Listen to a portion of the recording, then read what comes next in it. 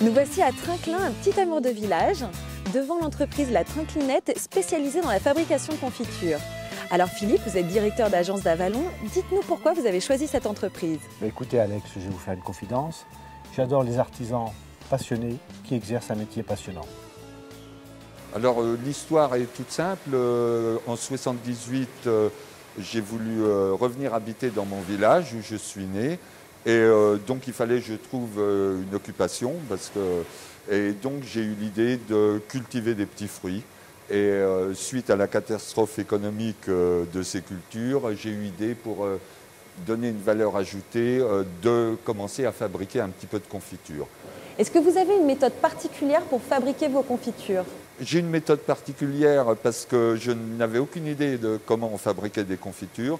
Donc je me suis autorisé des choses avec des temps de cuisson très courts, avec peu de sucre et qui ont finalement qui m'ont démarqué par rapport aux concurrents et qui ont fait que tout a très bien fonctionné et la production a augmenté d'année en année. Le plus important, c'est la qualité des fruits et le secret de fabrication, c'est mon réseau de producteurs finalement, qui est toujours le même d'une année sur l'autre.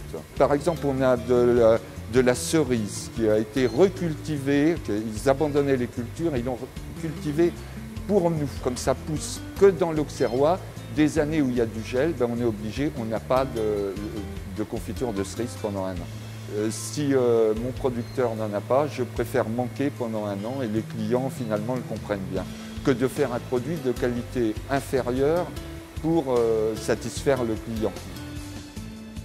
C'est le moment de mettre les petits pots dans les grands. Donc vous avez été sélectionné par Philippe dans la catégorie dynamique commerciale. Est-ce que vous savez pourquoi? Grâce à l'augmentation de pots, puisqu'on arrive quasiment à 200 000 pots par an, maintenant, on travaille à l'export avec les États-Unis. On a des clients aux États-Unis, on a des clients à Londres, 5 ou 6 clients à Londres, dans la plupart des capitales européennes. Et également avec le Japon, voilà. Donc, et puis également il y a l'accroissement de la gamme, puisqu'au début on avait 3 parfums, et donc maintenant on arrive à 27 plus des compotes. Est-ce que vous pourriez nous dire ce que vous apporte la Banque Populaire? Surtout une relation humaine avec Philippe, et puis bon, je vais avoir des investissements à faire, donc il n'y a pas de problème, quoi. Ils vont vous aider pour vos projets futurs? Ah ben oui, ils vont m'aider pour mes futurs projets. Donc une petite anecdote, Bernard, quelle est cette jolie marmite en cuivre qui est derrière vous? Cette marmite-là, elle s'appelle La Trinclinette. Parce que le fabricant, il y a une dizaine d'années, quand on l'a acheté, c'est la première qu'il a fait de ce modèle-là en cuivre. Et donc, ils ont décidé de l'appeler La Trinclinette. Alors Philippe, notre directeur d'agence, vous avez du pot là. On va passer à l'étiquetage. C'est bon, ça étiquette bien? Bon, chef, vous êtes satisfait de mon travail? Ça va pas tout à fait assez vite, ah bon? Philippe. Il faut un certain rendement. Hein. Il faut hausser le... Sinon, il n'y aura pas beaucoup de sous sur le compte. Hein. C'est sympa? Ouais, c'est très sympa comme boulot. On va t'embaucher. Je vais me permettre de goûter. Ah bah bravo!